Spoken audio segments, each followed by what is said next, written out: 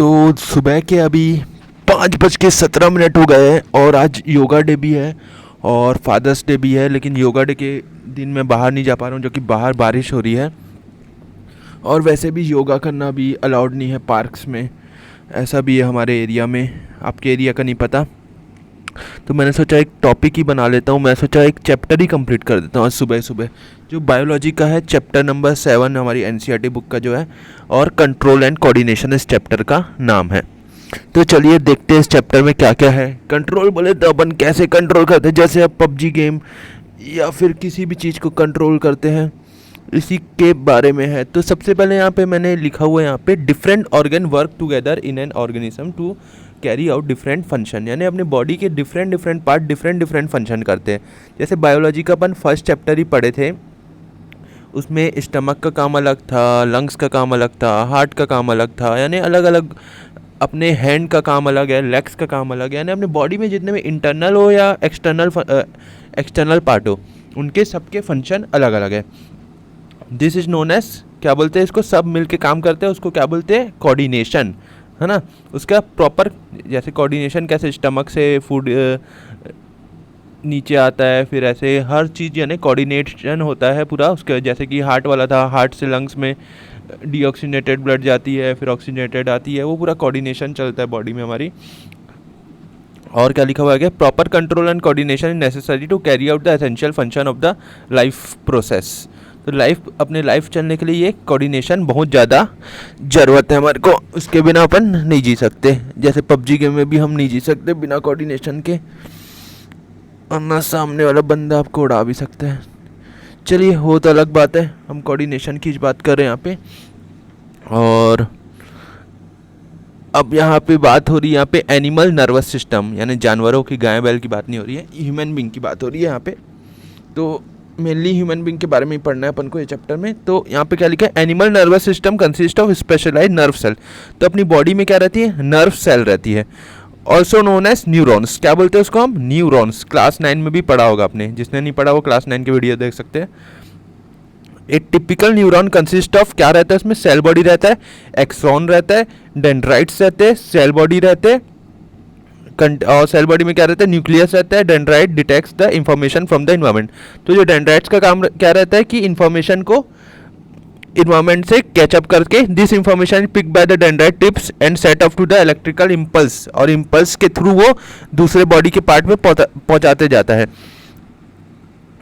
यहाँ पे मैं डायग्राम बनाऊँ, आपको क्लियरली समझ आ जाएगा। तो यहाँ पे डेंड्राइट्स, ये रहा अपना डेंड्राइट्स, ये जो है यहाँ पे। तो इसको जब भी सिग्नल मिलता है तो ये एक से, ये जो स्ट्रक्चर बना हुआ है पूरे ऐसे बहुत सारे स्ट्रक्चर, बहुत ज़्यादा स्ट्रक्चर एक कनेक्टेड रहते हैं एक दूसरे से। तो डेंड्राइट को सिग्नल मिलता है, वो पीछे से दूसरे डेंड्राइट को पहुंचा देता है, ऐसे चलते रहते हैं। ये डेंड्राइट को मिलता है, फिर पीछे से ये एक्सॉन टर्मिनल से वो पीछे और दूसरे डेंड्राइट्स को पहुंचाते जाता है, यानी पूरा स्ट्रक्चर ऐसे चलते रहता है और अपनी बॉडी में ये रहता है। और ये हमारा सेल बॉडी है न्यूरॉन का, और ये बाकी पार्ट्स है इसके। तो मेनली अपन को तीन पार्ट पढ़ने हैं इसमें। क्या है, ये डेंड्राइट, ये पार्ट सेल बॉडी, और एक्सॉन टर्मिनल जो है, ठीक है, या फिर इसको अपन एक्सॉन बोलते हैं पूरे एरिया को, ठीक है। बस इसी के बारे में पढ़ना है। तो क्या होता है, यहाँ से सिग्नल यहाँ मिलता है, सिग्नल यहाँ मिलने के बाद यहाँ ट्रांसफ़र होकर यहाँ जाता है, और ऐसी सेम टू सेम स्ट्रक्चर एक और रहेगा, ऐसी उसके पास चले जाएगा, फिर ऐसे कर करके पास ऑन होते होते अपने ब्रेन तक, पहले स्पाइनल कॉर्ड जाता है, उसके बाद ब्रेन तक जाता है, ठीक है। तो याद रखना, न्यूरॉन से स्पाइनल कॉर्ड जाता है, स्पाइनल कॉर्ड से ब्रेन तक पहुँच जाता है पूरा। तो आगे हमारा ये रिफ्लेक्स एक्शन की बात हो रही है।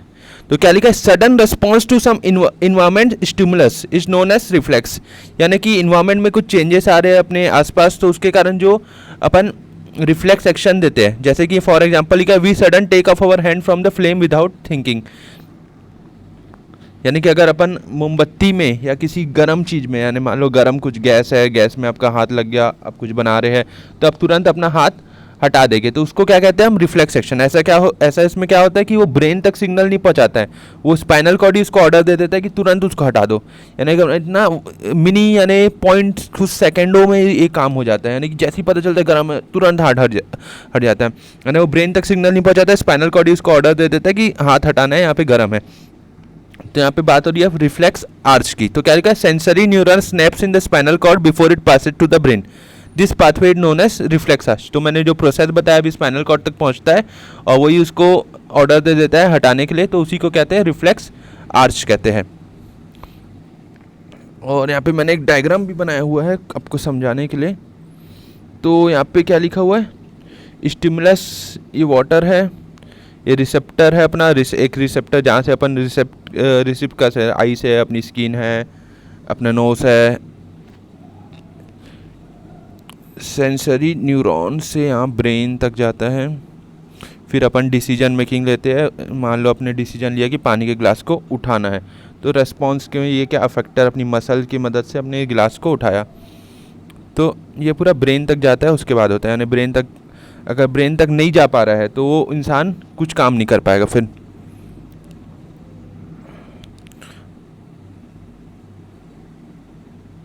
अब यहाँ पे लिखा हुआ है, तो ये सिंपल प्रोसेस है एकदम। यानी कि स्टिमुलस अपन को ये चाहिए, ये रिसिप्टर है, देखा इतनी दूर में है वो, फिर अपन ऑर्डर देंगे तो ब्रेन जाके उसको उठा लेगा। ठीक है, अब यहाँ पे अब बात कर रहे हैं नर्वस सिस्टम के बारे में। तो क्या लिखा हुआ है यहाँ, vertebrates nervous system is classified as central nervous system, जिसको CNS भी बोलते हैं, वर्टिब्रेट नर्वस सिस्टम या CNS central nervous system, and peripheral nervous system. Brain and spinal cord are the parts of central nervous system. जो CNS है उसके दो part है मेनली, एक ब्रेन है, दूसरा क्या अपना स्पाइनल कॉर्ड है। Peripheral nervous system consist of autonomic nervous system and somatic nervous system.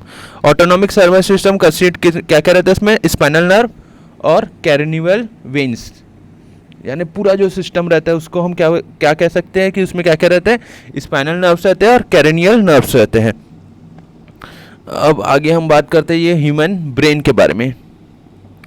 तो उसमें क्या है, ये डायग्राम, मैंने एक और डायग्राम ये वाला है, हाँ चलो पहले बात कर लेते हैं। यहाँ पे क्या है, human brain is divided into क्या क्या है, फोर ब्रेन है, मिड ब्रेन है एंड हिंड ब्रेन है। ठीक है, fore brain, mid brain, hind brain आप पे होगा।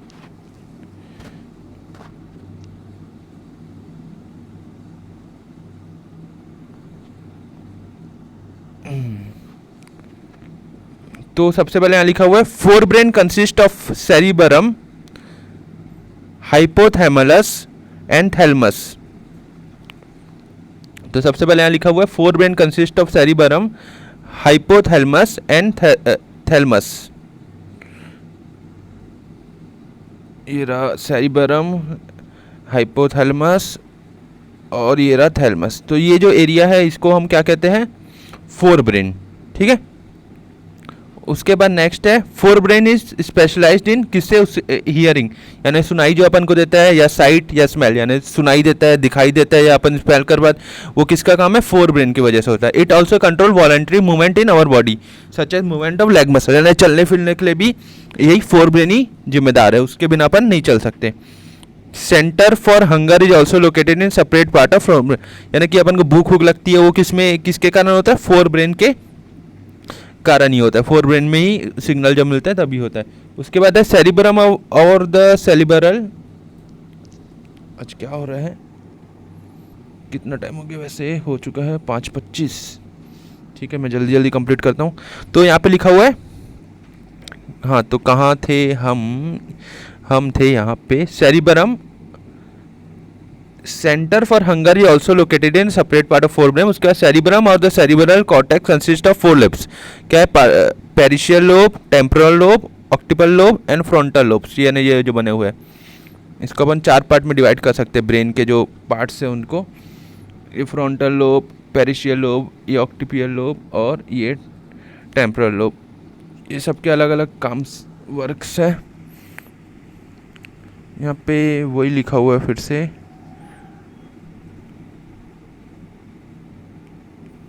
ये डायग्राम यहाँ पे लिखा हुआ है, brain is protected in a bony case known as cranium. Carinium also contain a fluid filled in at a cerebrospinal fluid CSF that protect the brain from mechanical shock and injury. And spinal cord, तो सबसे पहले मैं बता दूं spinal cord किससे protect होता है, vertebral column है उसी से प्रोटेक्ट होता है. और जो हमारा ब्रेन है उसमें क्या रहता है, जो कैरिनियम अपनी स्कल रहती है पूरी वो रहता है, और साथ में एक लिक्विड रहता है सेरिब्रोस्पाइनल फ्लूइड CSF जिसको कहते हैं, उसी यानी कि पूरे ब्रेन को वो कवर करता है. उससे अपना ब्रेन प्रोटेक्ट रहता है, उससे अपना ब्रेन प्रोटेक्ट रहता है. ठीक है. उसके आगे है हमारा ये यहाँ पे how nervous tissue cause action. तो इसमें बता रहे हैं कि नर्वस टिश्यू एक्शन कैसे उसमें रिएक्शन देता है वो अपना. तो क्या लिखा है, information receive by the nervous tissue then it passes to the brain muscle. तो इंफॉर्मेशन जो पास होती है नर्वस टिश्यू में वो कहाँ, ब्रेन मसल तक जाती है, then it causes the action. ठीक है. उसके बाद ही कुछ भी एक्शन होता है. जैसे the junction between the two neuron is known as स्नाइप्से.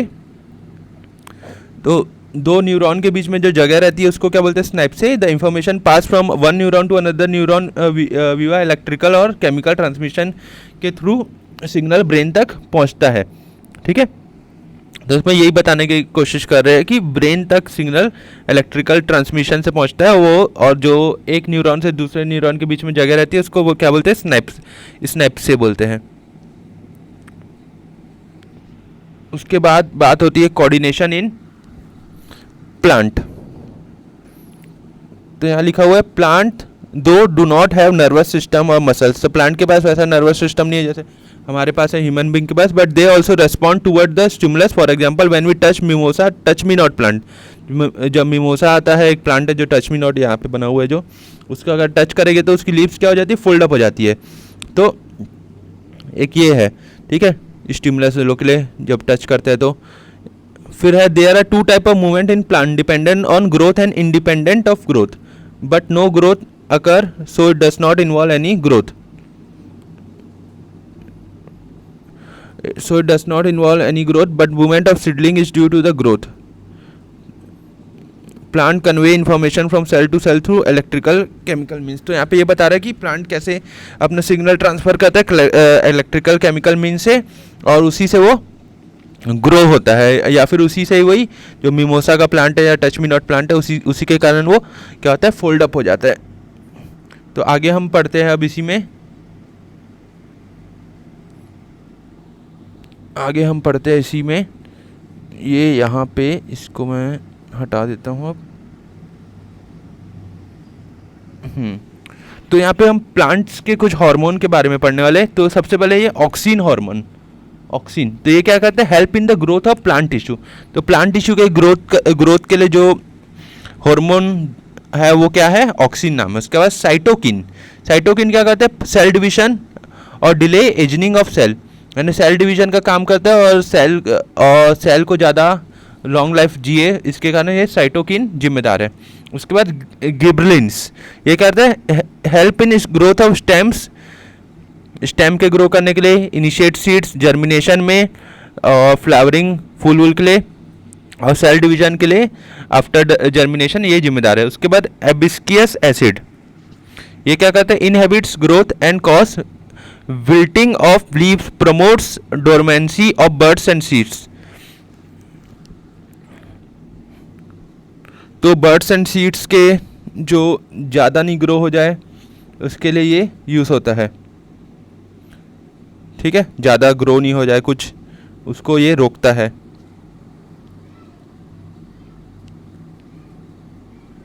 उसके बाद है ethylene. This is a gaseous hormone which causes ripening of food, यानी फूड को पकाने के लिए जो हार्मोन है वो क्या है, इथिलीन है अपना. उसके बाद है मूवमेंट ड्यू टू ग्रोथ. अब मूवमेंट ड्यू टू ग्रोथ के बारे में हम पढ़ रहे हैं. तो क्या लिखा है, the most example of the movement of growth are tendrils. Tendrils are sensitive to touch when they come in contact with some object. The part of tendrils away from the object will grow fast compared to the part of tendril which is connect with the object. So it is directional movement and it appear as if the plant is moving.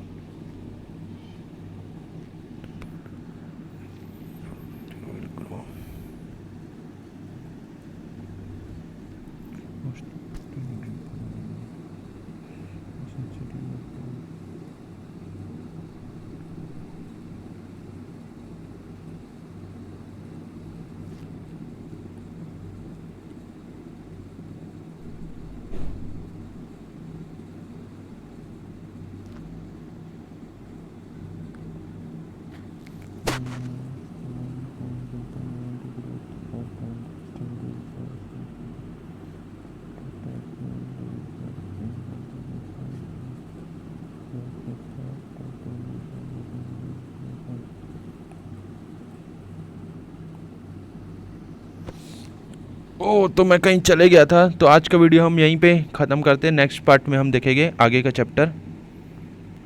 तीन ही कुछ बचा हुआ है, अभी पढ़ लेते हैं। एक मिनट, तो कहाँ पहुँचे थे हम? यहाँ मूवमेंट ड्यू टू ग्रोथ में।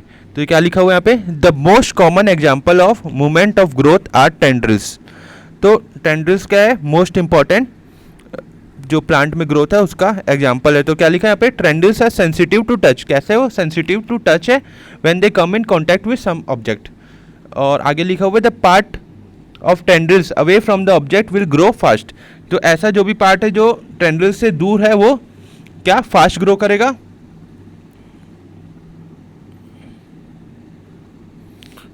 फास्ट ग्रो करेगा। और आगे लिखा है compare to the part of tendrils which is in contact with the object, यानी कि जो टेंड्रिल से कांटेक्ट में उसके अलावा जो भी पार्ट है वो जल्दी ग्रो करेगा। So it is a directional movement and it appear as if the plant is moving. तो ऐसा लगता है कि प्लांट जो ग्रो होता है इसी के। उसके बाद क्या? Directional movement of the plant are known as tropic movement. तो जो प्लांट्स के मूवमेंट रहते हैं ऊपर नीचे, तो क्या है वो? ट्रॉपिक मूवमेंट बोलते हैं। Movement can be toward the stimulus और अवे फ्रॉम द स्टिमुलस। जैसे कि प्लांट क्या है? सनलाइट की तरफ जाता है, ठीक है, सनलाइट रहता है उस डायरेक्शन में जाता है। और नीचे रूट्स जो है जो प्लांट के वो कहाँ? पानी की तरफ जाते हैं नीचे। Example of some tendrils are mentioned below. आगे देखते हैं हम। Example of some movement in plant are mentioned below. तो सबसे पहले लिखा है फोटोट्रॉपिज्म। तो फोटोट्रॉपिज्म क्या? जो मैं अभी बता रहा था कि लाइट की तरफ, सनलाइट की तरफ जाते हैं, मूवमेंट ड्यू टू लाइट, ठीक है। उसके बाद है ग्रेविटोपिज्म, मूवमेंट ड्यू टू ग्रेविटी, जो ग्रेविटी के कारण मूवमेंट होता है वो ग्रेविटेशन। उसके बाद हाइड्रोट्रोपिज्म क्या है? Movement due to water, water की वजह से रूट्स नीचे जाती है। उसके बाद chemotropism, movement due to some chemical, chemical की वजह से जो मूवमेंट होता है उसको क्या बोलते हैं? केमोट्रोपिज्म। उसके बाद कुछ ह्यूमन बींग के ग्लैंड्स की बात कर लेते हैं, एंडोक्राइन ग्लैंड्स। और कौन से हैं यहाँ पे देखते हैं हम। सबसे पहले है थायराइड ग्लैंड्स। यहाँ पे क्या लिखा है? Produce thyroxine that regulate carbohydrate, protein and fat metabolism. तो थायराइड ग्लैंड क्या क्या प्रोड्यूस करता है, क्या क्या रेगुलेट करता है अपने बॉडी में? Carbohydrate, protein and fats. उसके बाद क्या है? Adrenal gland. तो क्या करता है एड्रीनल ग्लैंड? क्या करता है? Produce adrenaline and it's secrete at the time of fear, fight of flight. तो जब फियर ऑफ फाइट, जब ऐसी चीज़ें होती है तब ये वाला सीक्रेट करता है ये अपने ग्लैंड, और अपन को बोलता है बचाओ या मारो, जो भी होता है वो अलग अलग लोगों में अलग अलग होता है। और पैंक्रियास, उसके बाद क्या करता है? ये तो अपन पहले भी पढ़ चुके हैं। Insulin and glucagon which regulate glucose metabolism, जो अपनी बॉडी में जो कौन काम करता है इसका? पैंक्रियास। उसके बाद है पिट्यूटरी ग्लैंड। ये क्या करता है? सीक्रेट ग्रोथ हार्मोन, यानी जो बॉडी ग्रोथ होती है ये पिट्यूटरी ग्लैंड की वजह से हो पाती है। That regulate the growth and development of an organism या ऑफ एन ह्यूमन बींग। तो ये हमारा चैप्टर था, बहुत ही छोटा चैप्टर है, उससे बहुत ही कम मार्क्स के क्वेश्चन आते हैं। आज हमने यहीं से शुरू किया था चैप्टर, शुरू से कंट्रोल एंड कोऑर्डिनेशन। तो सबसे पहले हम इसके बारे में पढ़ा था, कोऑर्डिनेशन क्या होता है, फिर एनिमल नर्वस सिस्टम के बारे में, फिर ये न्यूरॉन्स के बारे में, डायग्राम जरूर बना लेना आप। उसके बाद रिफ्लेक्स एक्शन के बारे में पढ़ा हमने, ये कुछ डायग्राम्स थे। उसके बाद नर्वस सिस्टम के बारे में पढ़ा, फिर कुछ ब्रेन के बारे में पढ़ा अपन ने। ब्रेन का एक अलग से भी वीडियो में बना दूंगा पूरा डिटेल में। उसके बाद कोऑर्डिनेशन इन प्लांट पढ़ा, ये आप ज़रूर लिख लेना सब। और आखिरी में हमने ये एंडोक्राइन ग्लैंड के बारे में कुछ पढ़ा। तो आपको वीडियो पसंद आया तो चैनल को सब्सक्राइब जरूर करना। अगले वीडियो में हम देखेंगे ब्रेन के बारे में कुछ डिटेल में पढ़ेंगे हम। Thank you for watching late night classes. और अब 5:36 हो गया। बाय।